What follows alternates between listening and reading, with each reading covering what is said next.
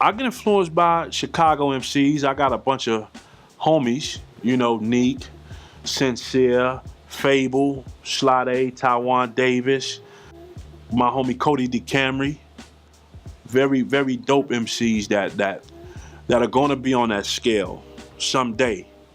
That have influenced me. I learned from them. Y'all bro. Rashid Hadee. He's an MC as well. Like when you step in the booth with those guys, you gotta bring your A game. And I learned off that as well, cause going in there with them, you gotta sharpen your tool. You gotta be sharp. And if you don't, you're gonna get your ass handed to you on the track. That's just the way that is. Rashid Hadee. How did me and Rashid Hadee connect? So for one, to start off, Hadee's a big brother to me, man. Since I'm gonna go back to the inception of everything. Jeff the Illest, salute Jeff the Illest, well-known DJ in Chicago. Jeff the Illest, he called me one day. I was in the middle of K-Town on the block somewhere, just chilling. I don't know what I was doing. I was probably shooting dice or something or writing a rhyme. Jeff the Illest called me. He told me he wanted me to be on a record titled Classic Me. So he said it consists of me and two other rappers, Crystal Lejeune and Leno of Project Mayhem. I was like, okay, cool. I'll write to the record. He told me this dude named Rashid Hadee did the beat. Now, I already knew who Rashid Hadee was, but I didn't know he was that damn close to me. Like, I was in K-Town. His crib was like 5 minutes away from mine. So I went over to the crib. I did the 16. I rhymed. Hadee rocked with it.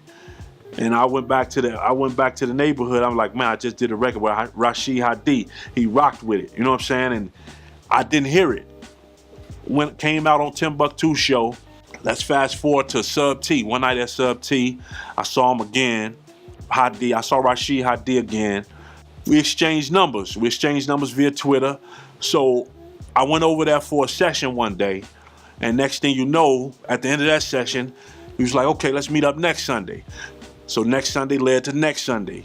We start getting up every Sunday. And at that time, I was in a bad place. You know what I mean? I didn't know. I was in a bad zone at that time.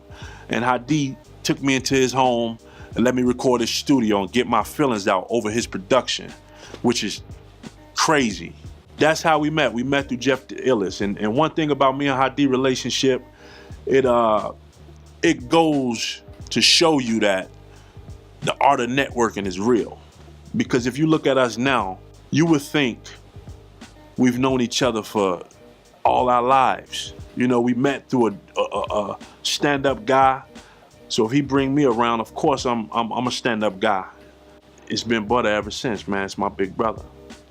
Salute to Taiwan Davis. I don't like to use the term legend, because a legend means you're retired, you're done. You know what I mean? I use the term legendary. Taiwan Davis is legendary. Taiwan Davis is a guy that he's always willing to give his resources out and help the next man. No crab in the barrel mentality. He's a good guy. Accept you into his crib, record. And since it's only right, Culture Power 45. That's what I think of when I think of Taiwan Davis, because he represents Culture Power 45, one of the biggest record labels that they've put out nothing but vinyl, no digital. They don't do digital. They put out 45s and 12-inch vinyls, no digital. And they've released the most vinyl records to date as an indie label.